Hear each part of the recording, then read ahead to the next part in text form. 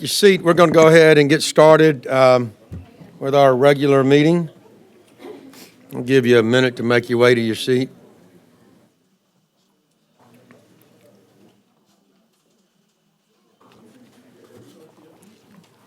All right, if I can ask everybody to please rise for the invocation.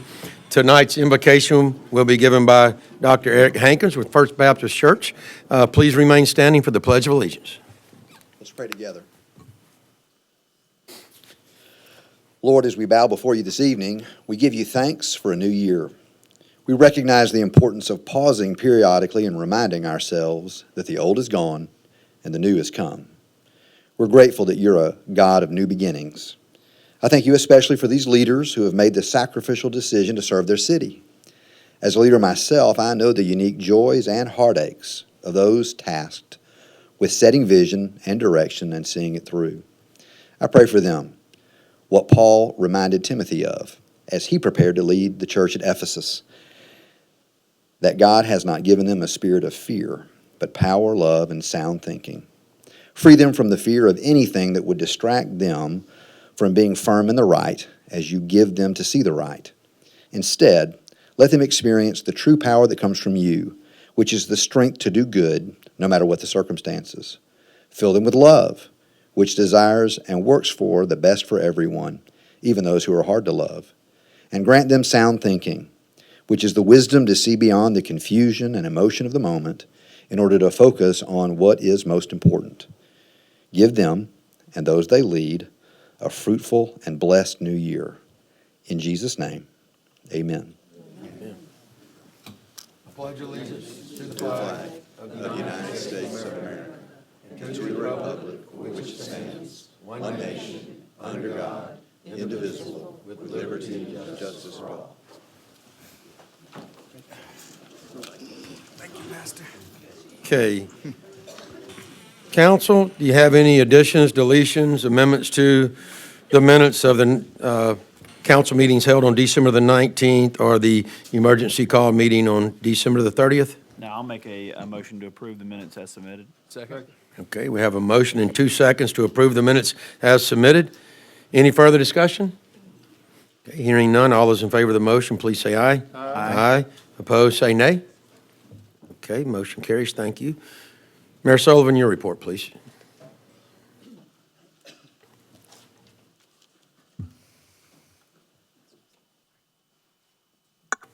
Good evening, Council. Thank you. Just a few things. First, I want to remind everybody that we are doing a recreation feasibility study survey. You can find that online. We also have a public meeting this week on Wednesday at 5:15 here in the council chambers for people to give public input. This is specific to the recreation property at 32 and 13, also talking about current recreation programming and how we can better improve that. So if you have an opinion, if you want your feedback heard, please complete that online survey. You can find that on social media or again, come to that meeting on Wednesday night. Also next week, we'll have State of the City, and that's on the 23rd in the Civic Center. Again, remarks at 5:30. That's from 5 to 7, but remarks will be at 5:30, so anybody interested in that.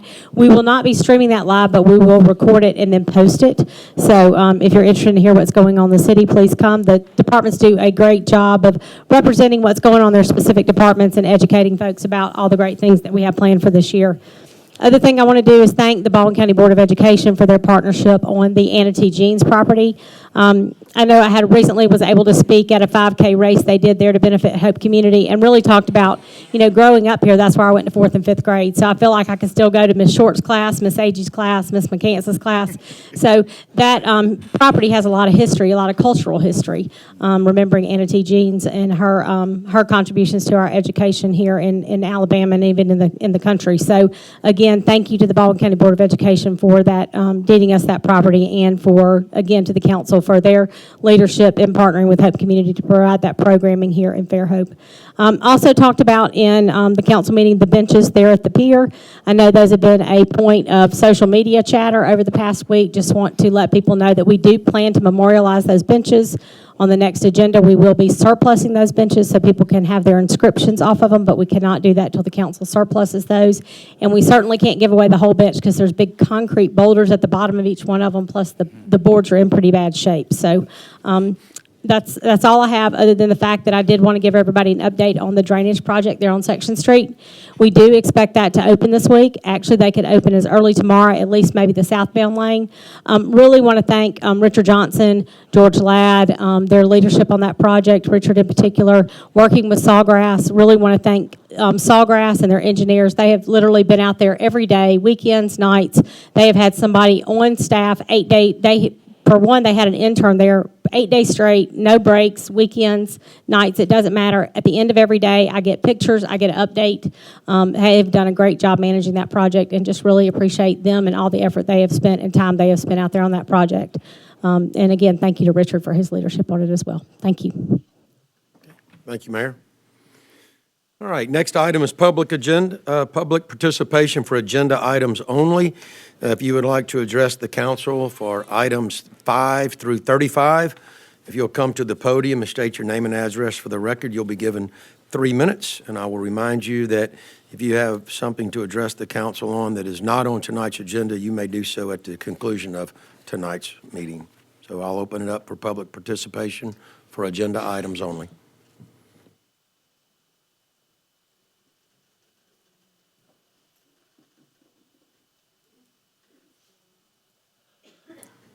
Hello, good evening. Good evening. As always, butterflies in my stomach. I don't know why. My name is Don. Be used to this by now. Yeah, well, someday I'll sit there, maybe I'll be used to it, who knows. My name is Donald DeGutz. My home is 110 Blakeney Avenue in Fairhope. I wish to speak in opposition to the request of Mr. Stephen Corbett, the owner of the subject parcels. This is item number 5, right? Subject parcels to rezone the 13 and a quarter wooded acres along Greeno Road, just north of the new Publix at Point Clear. He is asking that the present zoning category B2 for General Business District be changed to a planned unit development, PUD. First presentation of this request was made on September 5th here in this room during a meeting of the Planning Commission. Noting here that the Commission Chairman, Mr. Turner, recused himself and left the room as he owns rental property in the adjacent housing development, Old Battles Village, and the City Council Liaison Member, Mr. Robinson, and Commission Co-Chair, Ms. Bryant, were also absent. This item has been the subject of multiple posts on social media, Facebook's Fairhope Now page. These are voices of opposition. I'd like to read some of them to you now regarding this agenda item for tonight. This is so sad. The apartment complexes that are here already are not fully leased. The schools are already at maximum capacity. I don't understand our mayor and city council. The quaintness of Fairhope is being destroyed. At what point did the city officials realize what they are doing to the town? They're going to give it a really bad reputation. We're going to start receiving more complaints regarding schools, the roads, for hospitals and doctors. All of this is unnecessary and not wanted. They don't care. I'm with you on the overdevelopment, reducing the quality of our schools. Fairhope is not a democracy anymore because the majority sure as hell ain't voting for this. Good grief, how do officials think this is okay? So I'm going to save some time. Okay. So I just wanted to say that when this was presented at the Planning Commission, and again, Mr. Robinson, you were not there, the chairman and the co-chair were not there, it was approved with one dissenting vote based on the input from residents nearby who have concerns about wetlands, water, apartment complexes beside their neighborhood, Old Battles Village. There was some input given by Mobile Baykeepers. They had some data, but not enough data to convince them that wetlands would not be affected. And then, of course, here at the City Council meeting back in December 19th, Mr. Martin, Mr. Burrell, you asked some questions of Hunter Simmons, and you made some comments. Mr. Martin, you said the multi-occupancy, it seems to bother me for whatever reason. That bothers me right now with the density and infrastructure and things of that nature at this time. I have to say that. Mr. Burrell, you said, with all due respect, you want us to rezone this to a PUD with 130 units, and I say you want us to, you're being that'd be something I'd get upset over. In it, right, you are presenting this, it seems to me that would be a big, big component of this, and once you rezone it, you know the horse is out of the barn. It'll still be too late once it's a PUD. And then, Mr. Robinson, but here's another question. The capacity as City of Fairhope's population and capacity exists today, it's been done, this takes 2-3 years to get built and processed out. In the meantime, the umpteen thousands of houses that have already come through the pipeline get built in or around this area and start right taken from that same capacity. Speaking of water and electric. Is this still going to be available in 3 years when this project comes up? So that's a roll of the dice I'm not willing to take as I'm sitting here right now. So then in closing, let me just remind you all that you are not compelled to approve this zoning change now or in the future, thus endorsing the construction of this PUD. B2 zoning is more than sufficient and acceptable for any new development along Greeno Road. Please help keep Greeno Road green. Thank you. Thank you, sir. Anna, I'll go ahead and bring this up now, since we're talking about item 5. I do have a letter dated January the 10th. This was presented to the clerk, and they, on behalf of the client, the engineer is respectfully requesting to table the reference project for the January 13th meeting and request it be held over until February the 20th.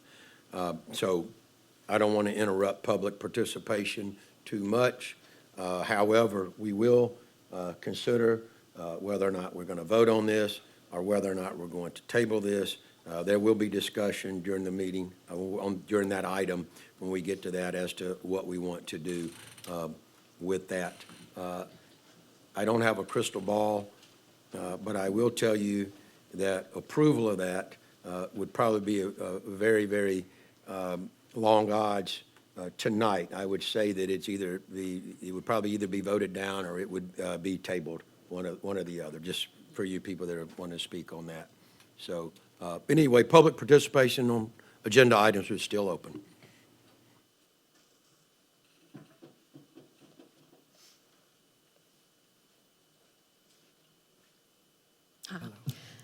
I'm Amanda Cushman, and it's 7878A Pellman Court. I spoke last time. We're north, the property owner's north of the development, the potential development. And I know you said this is possibly going to be tabled or voted down.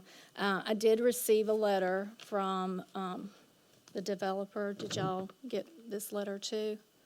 I don't know which one I don't know which Okay, one that It is from is. the developer, and it does, it went out to people who are living within 300 feet of the development, calling for a meeting, a public meeting, or a neighborhood meeting.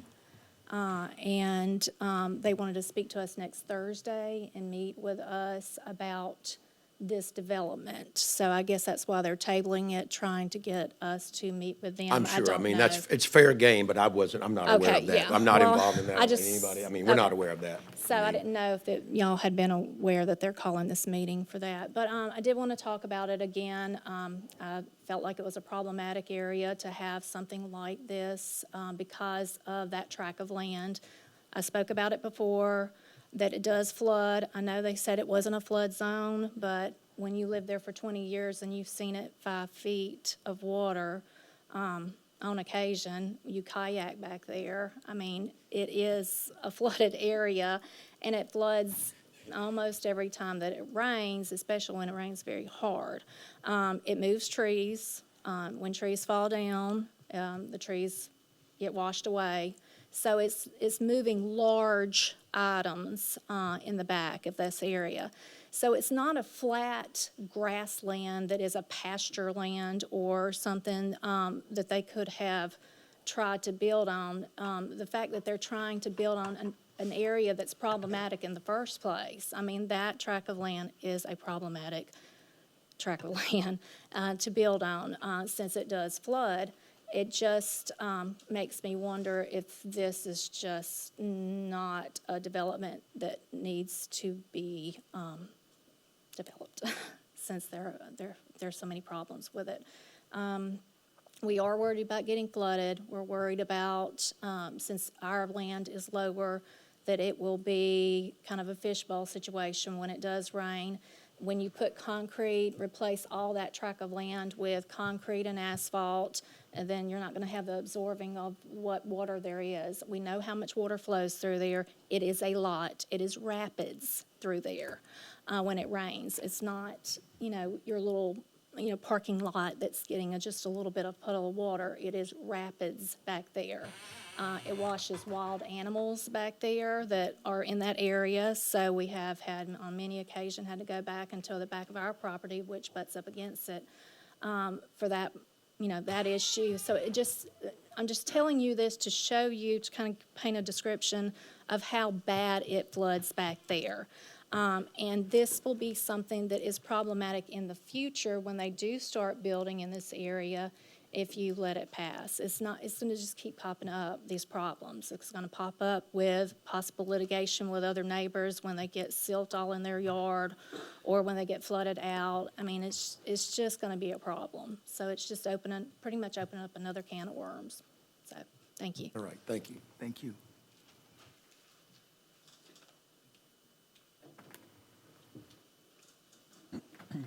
Anyone else? Okay. I'll close public participation. We'll move on to council comments. Councilman Martin? Yeah, we got an audience tonight. Welcome, everyone, first and foremost. And I want to tell everyone Happy New Year and God bless you all. I haven't seen any of you, or most of you, so it's still the new year, so I want to give you that Happy New Year. We will continue to talk about this once we get to the agenda item, but we definitely want to listen to what the people have to say, and we want to continue to do things in order as far as development is concerned. We're not scared of development, but we want to make sure that we develop the right way and in orderly fashion, and as my grandmother used to say, orderly and in decent manners, So we appreciate you guys coming out and being involved, and we are listening, and I'm speaking for most of us. And once again, Happy New Year. Councilman Conyers? Yeah, we've got a couple comments tonight.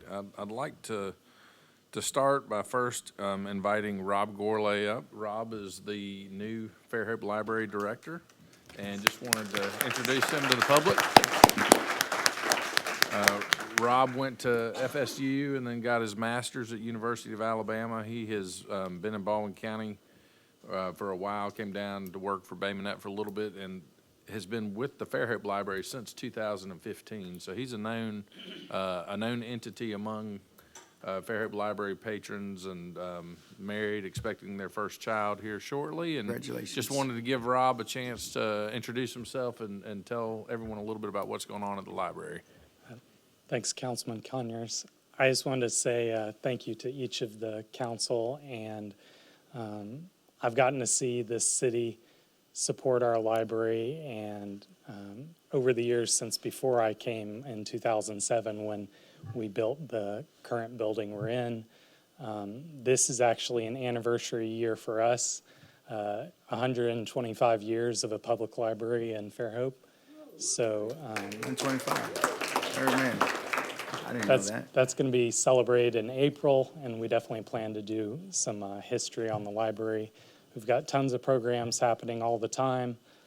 Today, I actually received word that we got a federal grant for $37,500 of federal funds, so some good things happening. I want to make myself always available to each of you if you have any questions for me, so just let me know. And as well as the community, I'm available to answer questions. Thank you, Rob. Thank you, Rob. And my other comment was just, how about a shout out to Riley Leonard and the Notre Dame Fighting Irish? I don't know if a town has ever been more proud of an individual athlete, but he certainly has made Fairhope proud, and I hear people talking about him everywhere I go, whether it's here in Fairhope or friends from other places around the country. Just really impressed with the way he carries himself, and wish them best of luck in the championship. He gonna need it. Councilman Robinson? I don't have any comment. Councilman Boone? Actually, I was gonna say the same thing that Councilman Conyers said, other than, it's interesting, because every sporting event that we would really like to see is on a Monday night, and it's always on a council night. Well, next Monday ain't a council night. It's a good And I deal. will be in front of that television, because I can assure you that Riley Leonard is one of the finest young men I've ever met. And I didn't know him very well, but he refereed a lot of the ball games for my grandchildren. And just a fine, upstanding young man. I hope everybody support Notre Dame, as hard as that is to say. Support the homegrown. Thank you. Thank you, Councilman. Mayor Sullivan, is there anything planned for football watching now? Did anything come to fruition for that? We have kind of been looking at it and watching the weather. As everybody knows, next week there's this huge cold snap coming through and some rain. So we've kind of been watching that. There are some private watch parties throughout town. Right now, we haven't decided if we're going to do anything, hold anything at the stadium or anything like that. But if we do, we'll make an announcement. I shouldn't say this. gym. It's just, I want this to be about Riley, but there's some parallels. When my father was a young man and a senior playing football at Mississippi State, he had a run in the postseason, kind of like Riley had. He didn't get to play for the national championship, but he did get MVP in 3 bowl games. And it was very interesting that the city did something really special for him. And, that has stood the test of time. And so hopefully the city, and I know, Mayor, that you're on top of that, we will be able to do something for Mr. Leonard here in the near future. So it's a great thing. He'll always remember that. So with that, I'll end council comments, and we will move to item 5, which is final adoption of an ordinance amending zoning ordinance number 1253 at the request of the applicant, Escor USA, acting on behalf of the owner, Stephen Corbett, to rezone property from B2 General Business District to a PUD, Planned Unit Development, to be known as the Legends at Point Clear. The property is approximately 13.8 acres and is located on the west side of Greeno Road South, north of Old Battles Road. This was introduced at the city council meeting on December 19th, 2024. As I mentioned earlier, we do have a letter given to the clerk dated January 10th requesting that the reference project be held over until the February 20th city council meeting. So, council, your options are to make a motion to table this. You can make a motion to approve this. You can make a motion to deny this. So, and if somebody wants to make a motion or we get a second to that, we can get into some discussion. I know that I'd like to make some comments about this project, but I'll wait for us to get into a discussion. So I'll ask the council, does anybody want to make a motion? Yeah, I'll make a motion for an indefinite tabling as we continue to gather information as far as the details of this particular construction or zoning and construction. That would be my motion. I'm second that motion. Okay, we have a motion and a second. Discussion. I can wait.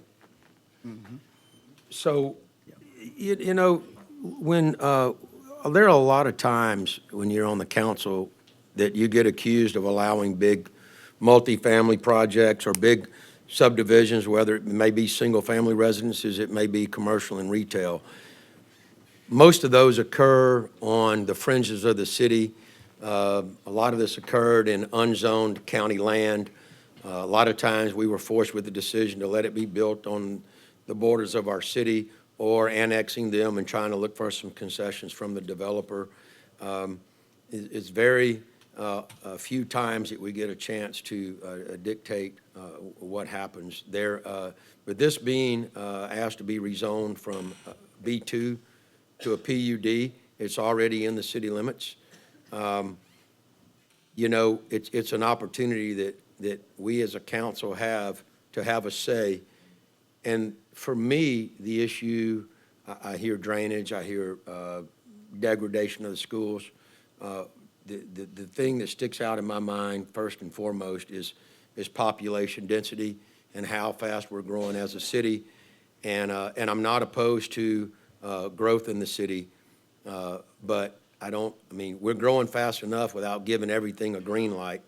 I don't want to put up a red light to everything that's asked for. I believe in property rights, but my opinion is I want to put up a caution light and say, if we allow our density If we allow things to grow as dense as this is proposed, and there are others in the city that are being proposed as well, and I will be consistent with this, and we allow that unbridled growth to continue, we're going to be at a much bigger population that we want, much faster than we want. And I agree with you, Mr. DeGoots. I don't believe anybody in the city other than a handful of people want that. I truly don't believe people want to grow that fast. I believe that people are rational here. I believe that we like some sustained growth, but we need that sustained growth. We could talk about strains on our infrastructure. Those are concerns of ours. Those are big concerns of ours. But just the fact that, everybody that's ever ran for office, as long as I've lived here, has talked about the charm of Fairhope. And the faster you grow, the faster you get away from that charm, in my personal opinion, as a council member. So for that reason, I would not have supported this tonight.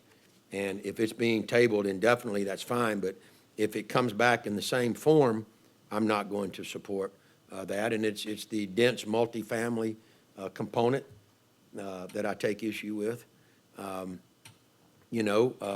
Those developments have their place. And as far as those developments go, it looks nice on paper. I'm sure it'd look nice, maybe somewhere else, but I'm not in favor of it. And I want to go on record as saying that if it comes back up in the same form, I'm still not going to be in favor of it. So that was my 2 cents worth. Council, do you have any comments on that? Yeah, I think everyone knows where I stand on this. We believe in capitalism. We believe in property rights. We have no problem with people doing business in this town. But there is a time, especially with information that behind the veil, that there's some logic and there's some order that needs to be taking place. And I think sometimes you just have to slow down and put your ducks in a row. It's not that anybody's against any aesthetics or any visions or anything that the developers have. But I think in this particular position, in this seat, with the information and knowledge base that we have, and listening to the constituency, that to slow down and take a breath and do it the right way, it's okay. And I think that's our job up here as a council, is to kind of guide people in the right direction, privy to the things that we're privy to. And I think it's okay to stand on that leadership and do it in a smart growth fashion. And I speak of this all the time as far as smart growth, and this is something that the nation is speaking of right now, because this is not privy to this microcosm. This is a macrocosm situation across the nation, which is a good thing. That means the economy and the market is going well. But at the same time, you want to make sure that you have a true identity in all the details, because God is in the details as you continue to grow and possibly ruin something that's already great. Sometimes, as you continue to move, you think you're doing good, but it could be detrimental to what you already have. So we want to slow down. In my opinion, as a council, I want to slow down as a position on this council and make sure that we have all the solutions and the answers to the things that the citizens are speaking of, as far as the water and the drainage and the density and the traffic and all the things of logic that the common mind sees in this situation. And it's not as simple as that, but it is as simple as that. So I think this indefinite table gives us an opportunity, and utilities and council and legal and everybody else, developers, a time to kind of get those ducks in order. And I think that should be going, like you said, Council President, I think that should be the standing going forward, and not just saying yes to everything that comes, especially right now, until we kind of get where I believe and where the citizens believe we are in good standing to move forward with a lot of these developments that we have coming, especially the ones with the high density. Yeah, and Councilman Martin, just to make sure that I'm clear on this, is that if we had all the water capacity in the world, and we had Still- all the sewer capacity in the world, Yeah. I still don't support the density. Right. So it's not a matter of if it It's- catches up. It's a Yeah, matter of, it's- I don't want to be 100,000 people that quick. I mean, I just don't. And it's a PUD. A PUD is a blank canvas, so we have a lot of authority we have all the authority to dictate what goes into a PUD. Now, there's an argument that B2, well, be careful what you ask for. You know, that's a risk I'm willing to take is leave it B2 right now and I until they can, come back with something that I could live with, so. Anyone else? Sure. No, despite what you may read on Facebook, a lot of thought goes into discussions like this. There is a recognition and an appreciation of property rights for sure, a respect for the owner to develop or do with their property what they are legally entitled to do. And the same thing for a developer to be able to do what they think is best for a particular parcel of land. And a lot of times it's easy to see the benefit to the property owner and the developer when you're looking at something like that. But I try to look at it a little differently, and that is, what is the benefit of any particular project, not just this one, but what is the benefit of that particular project to the community as a whole? And it's becoming more and more difficult for me to see the community benefit for these large mixed-family developments. And it may be, the question is not can they, but should they in making and coming forward with these. And this is not the first one we've seen, and it's definitely not going to be the last one, which is even, I think, a larger concern for us moving forward. But it's a very difficult thing to sit up here and be the ones that have to make the decision when you're trying to balance and weigh all these things. But, I said it at the last council meeting that infrastructure is always a concern with what we've been dealing with. But I also agree with Jack that it's not just that. There are density concerns, there are school concerns, there are just a lot of things that play into these kind of decisions. Any other comments? Yeah, I'll say something. Notwithstanding what all my cohorts here said, property rights are very important to me, but they're also important. The main property right I'm really strung out by is the original owners or the owners that live around that property right now. They live around there under a B2 zoning, and the city has the right to change or not change. And if nobody, I say nobody, if the majority of the people don't want it around them, I feel it's only fair to look after their rights because they've been there and it's B2, and I'm not going to support changing it to something different than what they've grown accustomed to and living around. Well, and I think that's a good point that you bring up, Kevin, because I think that's something that everybody either sitting in here that has an interest in it or that's watching this on the internet is, as with B2 zoning, there are a lot of things that they can do today without coming to the council and asking for any permission or approval. And that can be a pretty extensive development on that property. And so there are a lot of things that the property owner can do tomorrow without any change at all. And so, that's, and in doing so, there are things that we don't have any control over. And so that's just another thing that everybody has to understand, that certain rights exist with the zoning as it exists today, that this wouldn't change at all if it was denied. I think the only thing I'd add to that is just, with B2 zoning, there are a lot of uses that can be applied to that. So certainly, probably the most broad zoning that we have.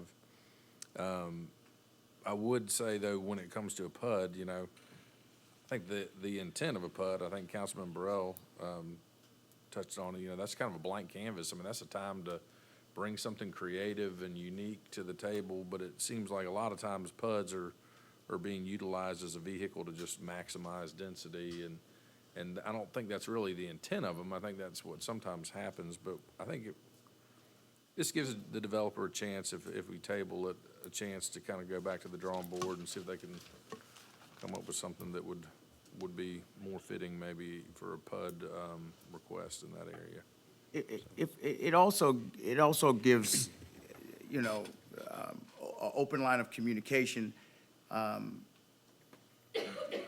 to the community as far as what the spirit of the developer is, what the heart of that particular construction or that particular entity is trying to do. Because I just want to, I don't think that there's anybody that and I pray I'm correct, in my opinion, I don't think there's anybody that comes here to develop something that has any type of malice in their heart or any type of, that they want to put a burden on the community or the constituents here.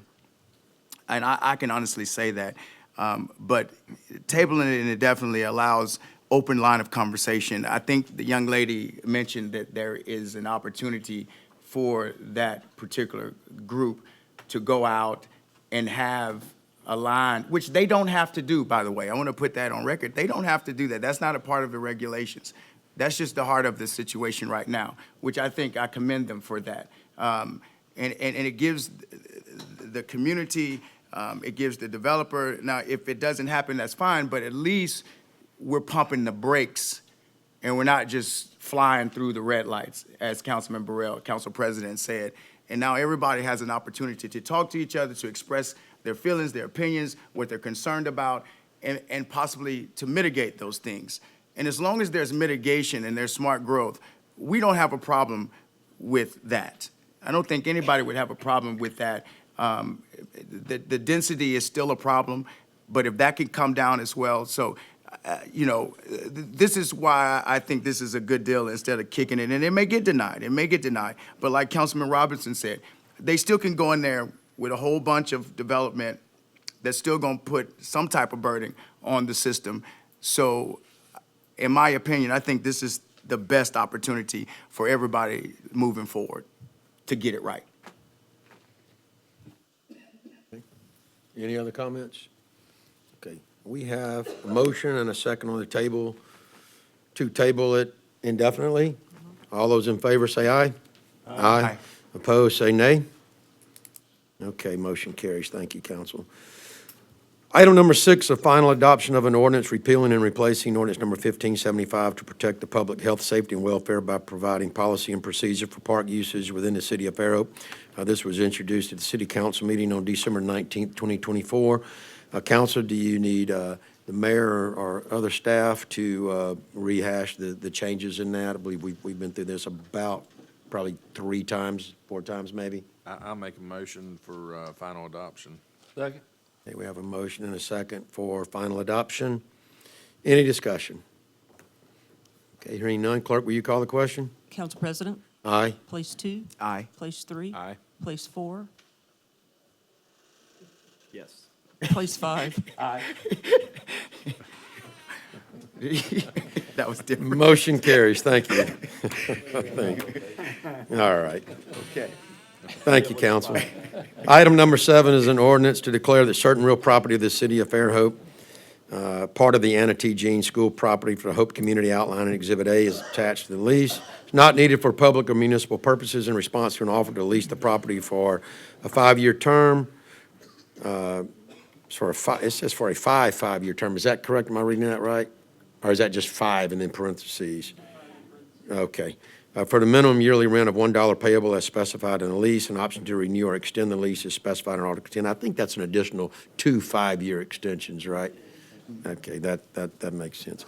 Okay, this was discussed in the work session. It's been discussed earlier tonight. It's been discussed in work sessions and council meetings in the past. This is the property down on Section Street near the historic Anna T. Jean School, as the mayor mentioned in her comments. You want me to introduce this ordinance? Yeah, somebody. Yeah, please do. Yeah. I'll introduce the ordinance. I was getting to that. Thank you. All right. It's like- So, Mayor, would you like to expand on this again? I'd be happy to. Again, this property has a lot of historical and cultural significance to Fairhope, to that area south of Fairhope. It's really going to serve as a bridge between Fairhope and South Fairhope. So really excited to be able to have this property as part of the city and to be able to partner with Hope Community, lease that property to them, and just kind of watch them grow. Also excited about our other partnership that I mentioned, creating some green space and some public park space there. I think it's going to be a great addition to the community, and happy that Fairhope's able to facilitate that. Yeah, Council President, if I may, Yes. a little bit. I don't know if everybody is aware or they read the press packet of what actually Hope Community has the vision for, and I don't know if you've seen the actual documentation or the presentation that they displayed for us some months back in the past 2024. But what this is this is a potential opportunity for the community and children, anybody, to learn how to do food to table. They have some farm animals there, farming, vegetation, just things that could possibly lead to a blue zone. I think that's some of the words that they hear. They want Fairhope to be a blue zone, which means we're the healthiest people, some of the healthiest people that live the longest, and that's kind of the vision of this. And I pray that it goes well, because the ideology of it is really good, especially for the kids to be able to have that type of STEM action, because that is a part of STEM, and goes back to agriculture, which we kind of lose sight of, which is very important for our community, is growing food and teaching children how to grow food. And I think it's very exciting that they're having this opportunity. Very good. Yeah, it's been in the works for quite a while. We appreciate Baldwin County Board of Education for working with the city of Fairhope as well. They were great to work with on this. So is there any rush on this, Lisa? So this will lie over for final lay adoption? over. We can lay it over, okay. Keeping with tradition, we'll let it lay over to the next council meeting for consideration of final adoption. Item number 8 is an ordinance to establish the salary for the mayor and council members. This would be for someone elected in the next election. This does not change our pay by law. This has to be done 6 months prior to, at least 6 months prior to an election. In short, this would give council members a $200 a month raise. It would give the mayor a $5,000 a year raise, and it would provide for a council member to get a $50 a month stipend for a cell phone. The city of Fairhope, well, council members, us up here, we're somewhere 5, 6, or 7 on the pay scale in the county of Baldwin. We're much lower than some of the others, and we're much larger than some of the others. So this is by no means a big raise. We're just trying to slowly get into to keep up with some of these others and not fall further behind. The mayor probably has one of the largest budgets in the county, of any city in the county, if not the largest budget. And the mayor's position is paid far less than many other municipalities, and this doesn't even catch the mayor up. And in Mayor Sullivan's case, the utilities director's job, sometimes you can augment the mayor's salary with that, but she's not being paid very much for being utility supervisor, so that the combined of those is still much less than what a mayor that's responsible for a budget of this size would make. So I don't, we haven't received any pushback on this in the past. I think it's a very modest increase. So I will like for you to introduce the ordinance there, if you would, please. I'd be happy to introduce. Okay. So does anybody have any comments? If not, we'll let this lie over for final consideration at the next council meeting. Yeah, I just want to say briefly, in our prior term, there were, I feel like, several meetings where this was discussed, and we went through the salaries of all of the local municipalities and some of the council pay and some of these other local municipalities is significantly more than this, and I don't support that because I think that we all recognize this is a part-time job. And I would never want to increase the salary to a point where people were signing up to do this job for the money. I think you have to understand when you sign up for this, that you are never going to be compensated for the time that you spend doing it. And I think if you go back last time, I didn't even support the increase that we suggested, which I think was $150 maybe the last time we did it. But this being $200 a month, I mean, it's a reimbursement, I think, for the time you spend. But I think you just have to be careful increasing the salary to a certain amount because, again, I think you encourage people who are only doing it for the money as opposed to doing it for the service, which is really what a job like this requires. I did want to add, I did forget to say one thing, this has been, the state of Alabama added a year to our term. And we can't give ourselves raises every year. So when employees and staff, when they get their cost of living increases and their merit raises, council members, the mayor, never get a raise. So this would be and this is also, there's no guarantee that any of us will be here. This is for the future council and mayor.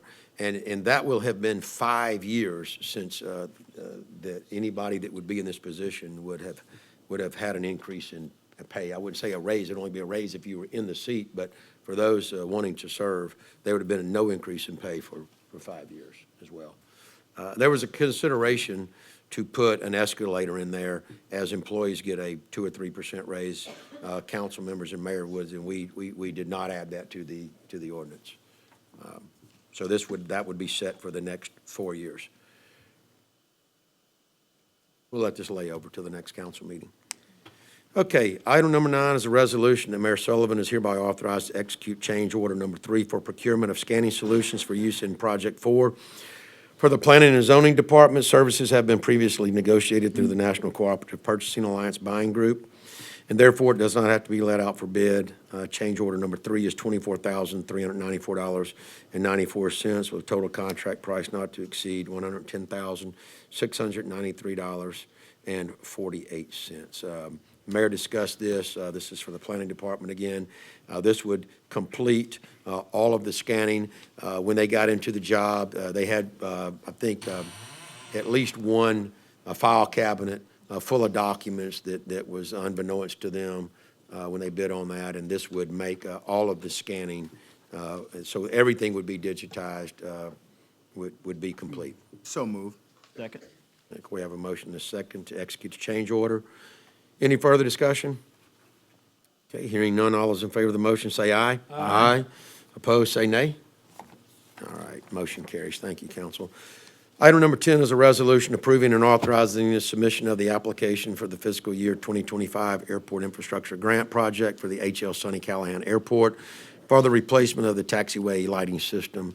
And as I mentioned in a work session, the city of Fairhope, as the sponsor of the airport authority, is required to approve the submission of the grant application. This is according to the master plan of the airport, and it's just some of the technicalities we have to go through as a council to allow them to do so. So I would entertain a resolution approving and authorizing the submission. So moved. Second.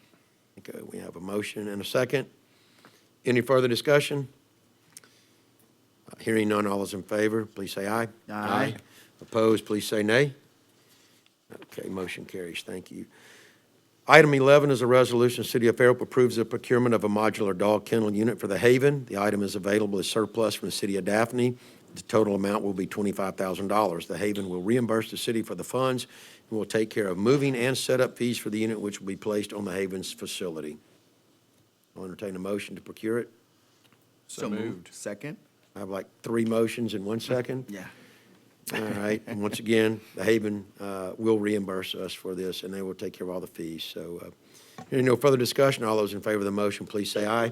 Aye. Opposed, say nay. All right, motion carries.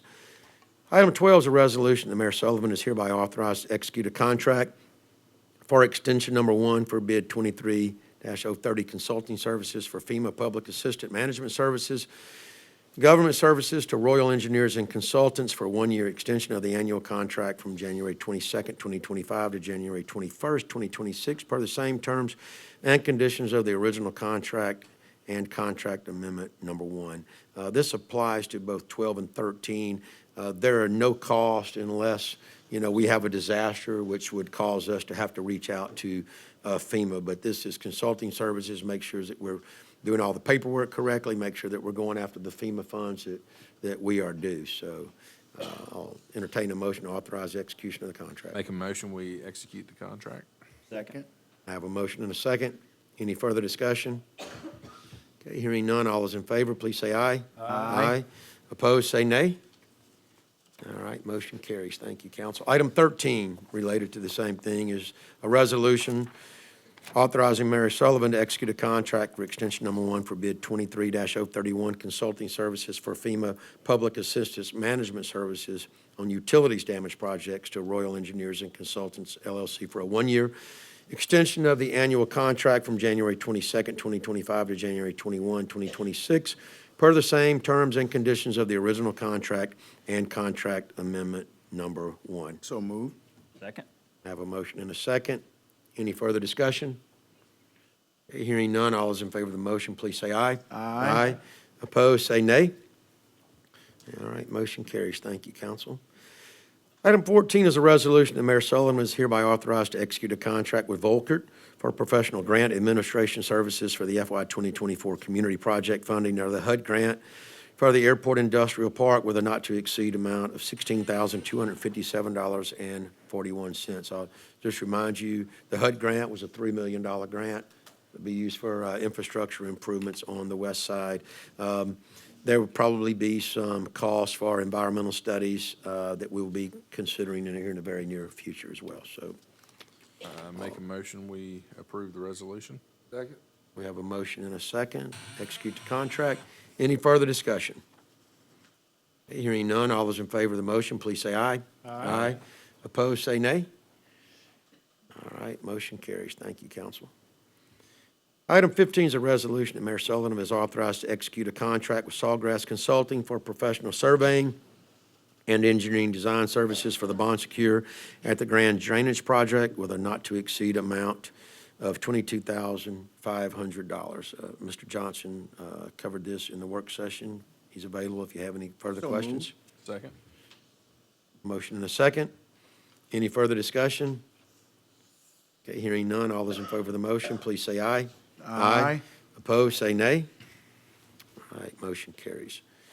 Item 16 is a resolution that Mayor Sullivan is hereby authorized to execute a contract with Thompson Engineering for professional engineering, survey, and graphical information services, system services for the city of Fairhope, known as the Fairhope Area Stormwater Mapping and Resiliency Planning, with a not-to-exceed contract amount of $650,000. This was also discussed in the work session. This is some Restore Act money. This does require a 20% match. And this is not, it says professional engineering, survey and services, but it is also including the actual work itself. So there's a big distinction there. So I'll entertain a motion to authorize the mayor to execute that contract. Second. Okay, we have a motion and a second. Hearing no further discussion, all those in favor of the motion say aye. Aye. Opposed, say nay. And I'll just remind the audience that all these were covered in detail in the work session tonight. So if it seems like we're going through a $650,000 expense, it is, we're only paying 20% of that, and it was discussed numerous times. Item 17 is a resolution to award the bid to Shoreline Turf Incorporated for renovation of 10 golf course putting greens at Quail Creek Golf Course with a bid proposal not to exceed $185,750. Both Pat and Bobby briefed us. This will be for Tiff Eagle turf grass. Hopefully open those greens back up in August. The course won't be shut down. You'll still be able to play on temporary greens for those 10 holes. They'll sprig it, and it's going to be more durable, stand up to the wear and tear, and hopefully they'll be increasing the nutrients in the soil as they replace some of the subsoil there beneath that the existing grass. So moved. Second. Okay, we have a motion and a second for the renovation. Any further discussion? Okay, hearing none, all those in favor, please say aye. Aye. Opposed, say nay. All right, motion carries. Thank you, Council. We're almost halfway there. Item 18 is a resolution, certain limited public funds may be used for the removal of pine trees located at 19693 Quail Creek Drive with the cooperation of the landowner. Said trees are contiguous to the city's public golf course, and its removal will facilitate improved municipal landscaping and reduce safety concerns related to the size of the trees. The governing body hereby determines that the project serves a valid and sufficient public purpose, notwithstanding any incidental benefit that may accrue to the private landowner, and hereby authorizes the mayor to execute all documents necessary to facilitate right of entry permits and execute a contract with Ickes Tree Service, who had the lowest quote of $4,365. One of you attorneys must have wrote that, because that's like 10 times longer than the $650,000 resolution. So moved. Second. I have a motion and a second. Okay, any further discussion? Hearing none, all those in favor of the motion, please say aye. Aye. Opposed, please say nay. Thank you, council. Item 19 is a resolution. The Mayor Sullivan is authorized to execute a change order for the new bathroom building at Founders Park with a cost of $3,600 due to the elevations of the site, which resulted in a change to the building layout on the concrete footprint, and to award the change order to Seal Marine Construction, as Gary briefed us in the work session. So I'll entertain a motion. So moved. Second. We have a motion and a second to execute the change order. Any further discussion? Okay, hearing none, all those in favor of the motion, please say aye. Aye. Opposed, say nay. Okay, motion carries. Item number 20 is a resolution. The City Council approves the selection by Mayor Sherry Sullivan for professional architecture services for the design of the Welcome Center envelope project to Goodwin Mills in Kaywood, and hereby authorizes Mayor Sullivan to negotiate the not-to-exceed fee to be approved by the council. Mr. Johnson also briefed us in the work session on this, so I'll entertain a motion to approve the selection. So moved. Second. Okay, we have a motion and a second to approve the selection. I'll just remind everyone that you'll come back with a fee to be approved later. Okay, all those in favor of approving the selection, please say aye. Aye. Opposed, say nay. Okay, motion carries. Thank you, council. Item 21 is a resolution. The council approves the selection by Mayor Sullivan for professional engineering services for the water main installation on Dairy Road to Krebs Engineering, and hereby authorizes the mayor to negotiate a not-to-exceed fee to approve by the council. This would be a 12-inch line along Dairy Road. It's roughly a mile in length as well. So moved. Second. Okay, we have a motion and a second. Items 21 through 27 were discussed at length in the work session, and they are all budgeted items. I'll also state for the record. So we have a motion and a second. Okay, any further discussion? Okay, hearing none, all those in favor of the motion say aye. Aye. Opposed, say nay. Okay, the motion carries. Thank you, council. Item 22 is a resolution that Mayor Sullivan is hereby authorized to execute change order number 4 for bid number 36-22 pump station and force main maintenance, phase 2, with a cost of $226,524, and toward change order number 4 to A-Long Boring. The new contract total will be $5,351,549. So let me hold you for just a minute, council. We had a pretty lengthy discussion in the work session on this. Bless you. Did you have a chance to speak with? I think we got it, but I'd like to conditionally approve it when we make the phone calls to make sure we've got the resolution correct. Okay. Okay, so if you make a motion to authorize the execution of a change order, would you say, please contingent upon approval by City Attorney Marcus McDowell? Yeah, I'll make the motion conditioned on approval from City Attorney Marcus McDowell. Second. Okay, do we have a second? Okay, we have a motion and a second. Any further discussion? Thank you for looking at that, and I had good discussion in a work session on that earlier. Okay, we have a motion and a second. All those in favor of the motion, please say aye. Aye. Opposed, say nay. Nay. Okay. Ayes have it. Thank you very much. Item number 23 is a resolution that Mayor Sullivan is hereby authorized to execute a contract with CDG Incorporated for professional engineering services for the installation of a new lift station on Scenic Highway 98 and lift station upgrades at the Grand Hotel with a not-to-exceed contract amount of $330. $30,000. Also discussed by Darrell on this budgeted item in the work session. Do we have a motion? So move. Second. And we have a motion and a second to execute the contract. Any further discussion? Okay, hearing none, all those in favor of the motion, please say aye. Aye. Opposed, say nay. Okay, the motion carries. Thank you, council. Item number 24 is a resolution. The City of Fairhope approves the award of the request for quotes for labor and materials for the well pump replacement for well number 10 to Morrow Water Technologies for a project cost not to exceed $60,406.86. This is a public works project, which will be less than $100,000 and therefore does not have to be formally bid out. I will state that for the next three items, there were three quotes that were received for each of these. They were very competitive. They were very, very close together, meaning that those quotes were probably pretty accurate. So I will, as far as item 24 goes, I'll entertain a motion to approve the awards. So moved. Second. I have a motion and a second. Any further discussion? Okay, hearing none, all those in favor, please say aye. Aye. Aye. Opposed, please say nay. Okay, motion carries. Item 25 is a resolution. The City of Fairhope approves the award of the request for quotes for labor and materials for replacement of 2 high-service pumps at Water Treatment Plant Number 2 to Morrow Water Technologies for a project cost not to exceed $39,981.14. It's also a public works project, and it's less than $100,000, and therefore does not have to be formally bid out. As I stated earlier, 3 quotes were received. They were very competitive. So moved. Second. Okay, we have a motion and a second to approve the award of the request for quotes. Any further discussion? Okay, hearing none, all those in favor of the motion, please say aye. Aye. Opposed, say nay. Motion carries. Thank you, council.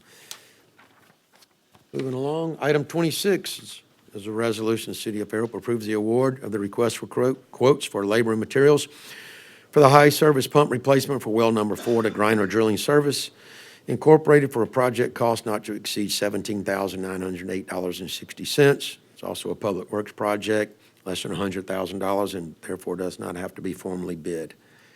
I'll entertain a motion for award the, okay? Second. We have a motion and a second to award the, I'll call it a quote. Any further discussion? Okay, hearing none, all those in favor of the motion, please say aye. Aye. Opposed, say nay. Motion carries. Thank you, council. Item 27 is a resolution. The City of Fairhope approves the award of the request for quotes for labor and materials for the well and pump replacement at well number 6 to Griner Drilling Service Incorporated for a project cost not to exceed $83,079.84.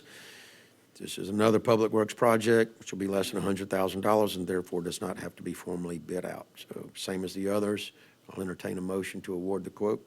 So moved. Okay, we have a motion and a second. Any further discussion? Okay, hearing none, all those in favor of the motion, please say aye. Aye. Opposed, please say nay. Okay, motion carries. Thank you, council. Phew. Item 28 is a resolution. Mayor Sullivan is hereby authorized to execute change order number 3 for bid number 5-22, restore lift station rehabilitation to add 267 days to the contract at no additional cost, and to award change order number 3 to Balcon Incorporated. This one and the next item on the agenda are just extensions on the contracts. They're asked to stand down on some of this work so that some other infrastructure work could be completed before they move along. It's just kind of contingent upon other things being completed, so. Make a motion, we approve the resolution. Second. We have a motion and a second. Any further discussion? Okay, hearing none, all those in favor of the motion, please say aye. Aye. Opposed, please say nay. All right, motion carries. Thank you, council. Item 29 is another resolution that authorizes Mayor Sullivan to execute change order number 1. Did I get ahead of myself? No. For bid number 6-22, restored side stream storage to add 184 days to the contract at no additional cost, and to award change order number 1 to Balcon Incorporated. So moved. Second. Okay, we have a motion and a second. Any discussion? Okay, hearing none, all those in favor of the motion, please say aye. Aye. Opposed, say nay. Okay, motion carries. Thank you, council. Item number 30 is a resolution that Mayor Sullivan is authorized to execute a contract amendment with Stewart Engineering for professional engineering services for the 46 kV transmission loop along the west side of Greeno Road for additional engineering services for construction of alternate one for a not-to-exceed cost of $154,000, and additional engineering services for construction alternate number two for a not-to-exceed cost of $90,000. And if both alternates are contracted, the new contract total will be $410,000. As discussed in the work session, I will state that alternate number one of $154,000 will be cost shared with another entity. So I'll entertain a moved. motion. Okay? We have a motion? We have a second? Okay, we have a motion and a second to authorize the mayor to execute the contract. Any further discussion? Okay, hearing none, all those in favor of the motion, please say aye. Aye. Opposed, please say nay. Okay, motion carries. Item number 31 is a resolution the City of Fairhope approves the procurement of 23 Motorola APX 900 radios and accessories and the programming that is on Alabama statewide contract with Motorola Solutions and therefore does not have to be let out for bid. The total amount is not to exceed $73,246.49. This is going to be shared gas, water, and sewer on existing frequencies, and it's just, replacing radios that need to be replaced in an incremental manner, so. So moved. Okay. Second. We have a motion and a second to approve the procurement. Any further discussion? This was a budgeted item, and as Jeff stated, it was, 40 or 50 bucks maybe over budget, so. It wasn't bad. Not bad for a $73,000 bid, so. All those in favor of the motion, please say aye. Aye. Opposed, please say nay. All right, motion carries. And now I'm into the homemade tabs in my book. Thank you for that. Lisa, did you make those, or did Jenny make those? We literally ran out of tabs. So, anyway, that's nice. Item 32 is a resolution. The City Council approves the selection of Mayor Sullivan for professional engineering services for RFQ PS 25-14 for the gas main replacement underneath I-10 to Sawgrass Consulting, and hereby authorizes Mayor Sullivan to negotiate the not-to-exceed fee to be approved later by council. Talked about in the work session, pretty long pipe under I-10 there, about 2,500 feet. So I'll entertain a motion. Second. Have a motion and a second to approve the selection. Any further discussion? Okay.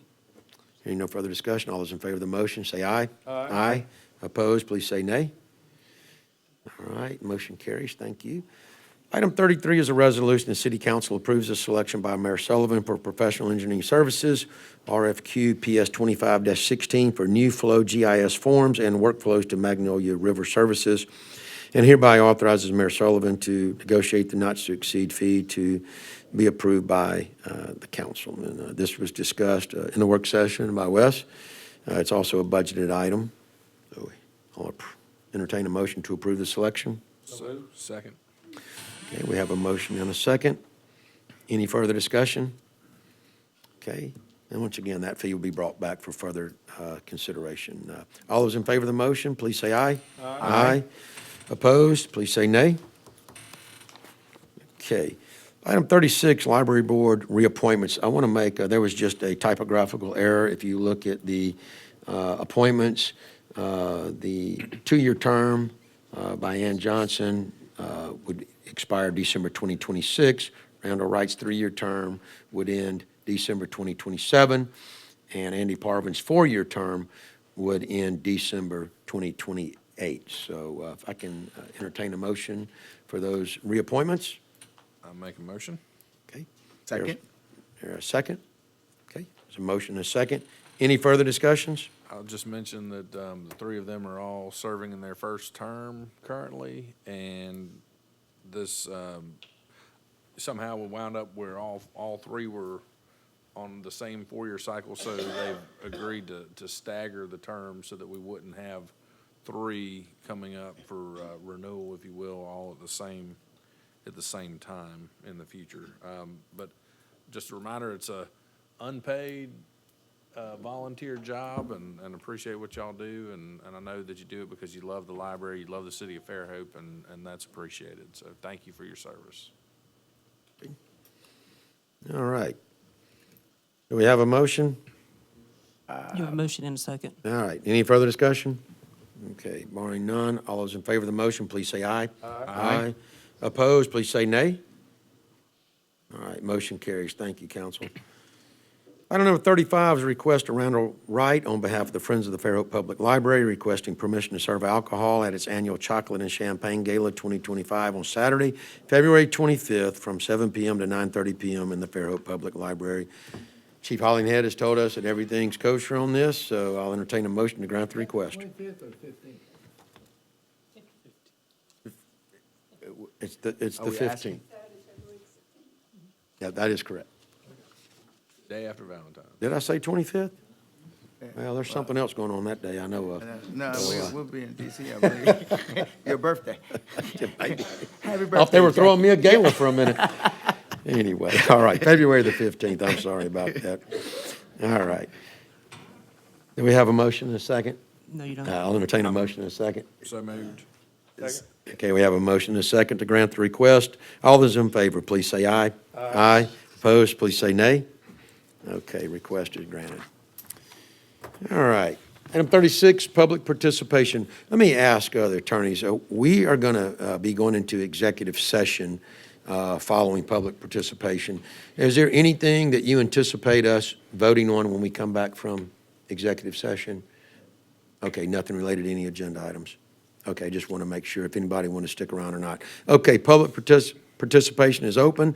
If you'd like to bring forth anything before the city council, please come to the podium, state your name and address for the record. You will be given 3 minutes.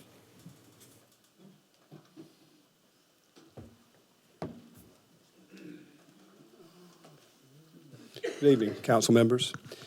As you know, I'm Brian Dassinger. I live here in Fairhope. I'm also an attorney here in town.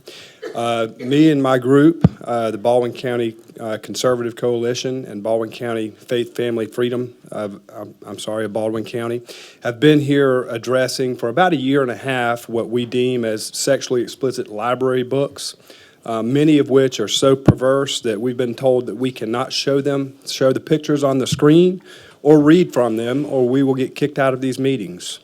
We've been told that the library board makes these decisions, so we've been to the library board meetings, only to have our concerns dismissed in a very rude fashion. So since we couldn't get any movement from this council, the liaison to the library board, Councilman Jimmy Conyers, or any of the library board members, we took the proper steps and found that 3 of the library board members' terms were up in December. We had 7 people apply to be library board members. They are very qualified. They're not any radicals. But of those 7 that applied, that were very qualified, guess how many have been contacted? Absolutely 0. 0. Not a phone call, not a letter, not an email, nothing. And then we come here to find out that, hey, we're just reappointing the same people that have been appointed before. So I guess it's just business as usual.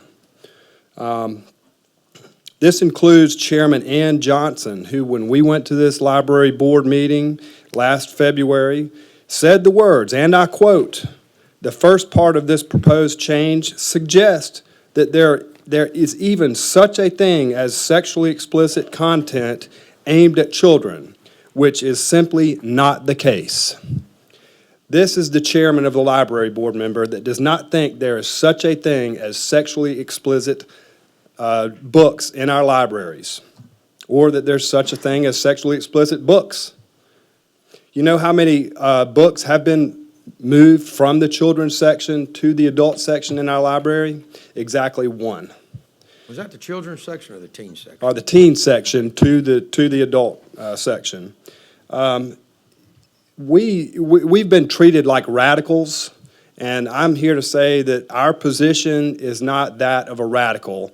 Our position is very much in alignment with America, with Alabama, and with the majority of the citizens of this city of Fairhope. And I think the majority of the citizens of Fairhope do not want this woke nonsense and this indoctrination pumped to our children. And we do not think that we should be looked at as radicals for trying to protect our children. And it seems like this council and the library board have done absolutely nothing to protect our children. And I think the voters are paying attention. Thank you. Thank you. Anyone else?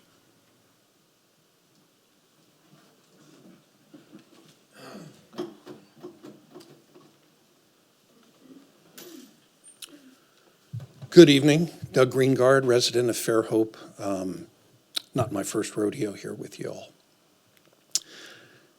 Just a pigtail, so to speak, off of what Brian's comments were. To listen to the mayor earlier say that there's a study that's going to be taking place and public opinion is welcomed. And then to hear regarding rezoning and other things, that how important it is for it to be an open discussion and to hear public comment and to be prudent and to be smart about all of these decisions.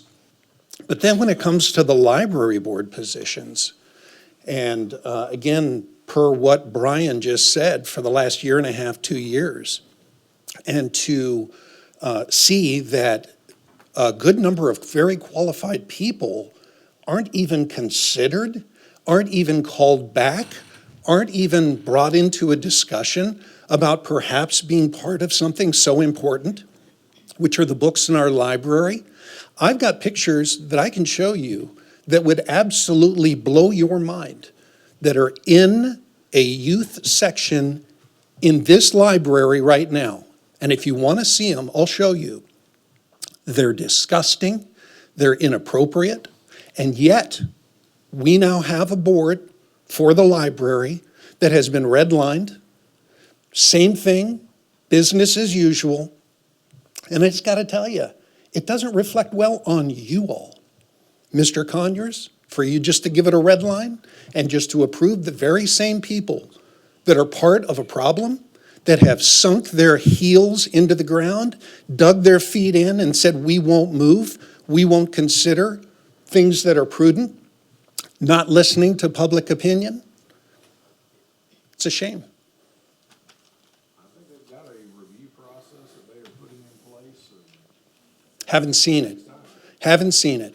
All I know is for all of those people who applied to be on a library board and 0 were contacted. Now, if you have proof or evidence of otherwise, would love to see that. Really would. Haven't seen it. 0. None. What does that speak of? Sounds like people taking care of other people. Sounds like a crony, old crony network. Sounds like an old boy network. That's what it sounds like to me. I think that's what it sounds like to a lot of people. Thank you. Thank you, sir.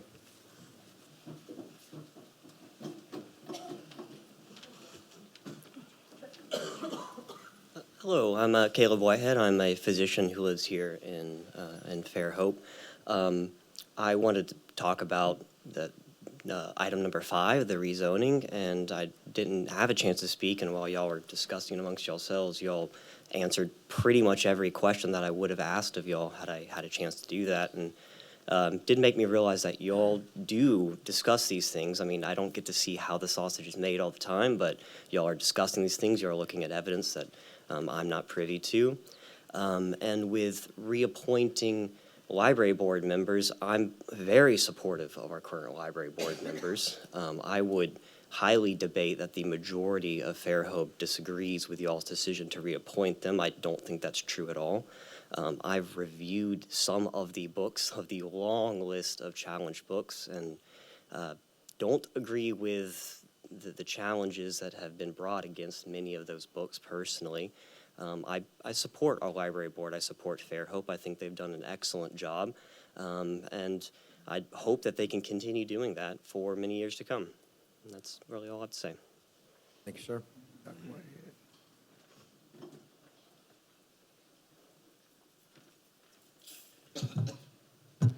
Hi, my name is Catherine Duro, and I live at 705 Washington Drive.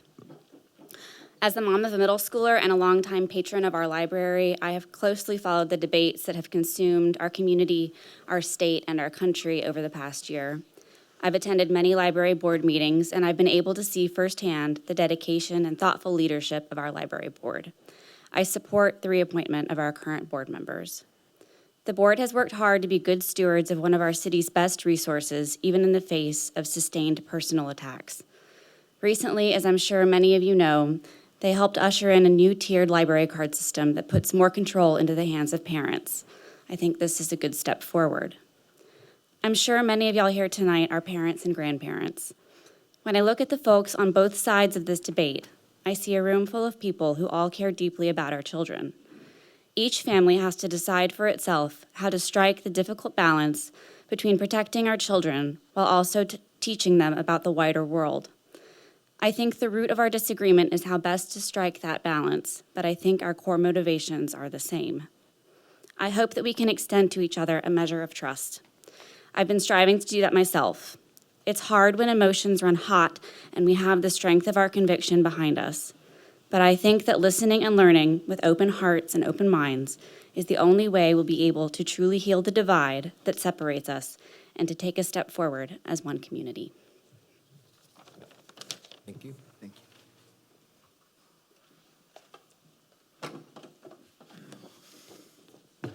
you. Good evening. My name is Gustavo Duay, and I live in 219 Orleans Drive. Please allow me to explain a little bit about myself. I was born and raised in Venezuela, hence the accent, but I've been an American citizen for 6 years. In 1998, an authoritarian socialist government took power in Venezuela, power that they hold to this day. And as the situation in Venezuela worsened, I was forced to leave my family and friends behind, and I made a life in the US. I graduated college, started working as a scientist, got married, had children, and 3 years ago, me and my wife and kid moved to Fairhope. I'm bringing up my life experiences to illustrate that I know what an authoritarian socialist government can do. In Venezuela, the government stripped every freedom we take for granted in the US. They took over the media. They control whatever information gets disseminated to the public. They banned anything they disagreed with or disliked. History books were altered or removed. The education system was overhauled, and the government indoctrinated the population with their own ideals. So that brings me to why I'm here talking to you today. In a free society, there must be a free exchange of ideas. So you might imagine that after escaping an authoritarian socialist government and moving to the land of the free, I am deeply saddened to see fellow residents of Fairhope advocate for censorship by using the exact same tactics and rhetoric as the people who destroyed the country where I was born. I've been through this, and I know how this ends. It ends with one small group of people choosing what material everyone is able to access. The reality is that no one is forcing them or their children to read certain books. The beauty of a free society is that these people can choose to access whatever books are in the library, or they can choose not to. They can choose what to teach and what not to teach their children. If a book or movie or any other form of media makes me uncomfortable, I can choose not to engage with that piece of media without taking away someone else's right to engage with it. But it's not enough for the people here today that spoke just a little bit ago that they don't like certain books and don't want to read them. They also want to take the choice of what to read away from me and my family and everyone else in our community. No free society restricts the availability of information. Make no mistake that this is not about pornography. That's a buzzword they throw around so they can hide behind it. This is about censorship. This is about removing books that they don't like, that might mention LGBTQ issues or race or any other number of topics that make them uncomfortable. This is about taking away my right to access whatever material I choose to access. So I would like to thank you for reappointing the current library board and to not succumb to the pressure of the minority of people here today, some of whom ironically have the word liberty in their group name. They might be well organized and they might be loud, but they are few and they are wrong. Thank you so much for your time.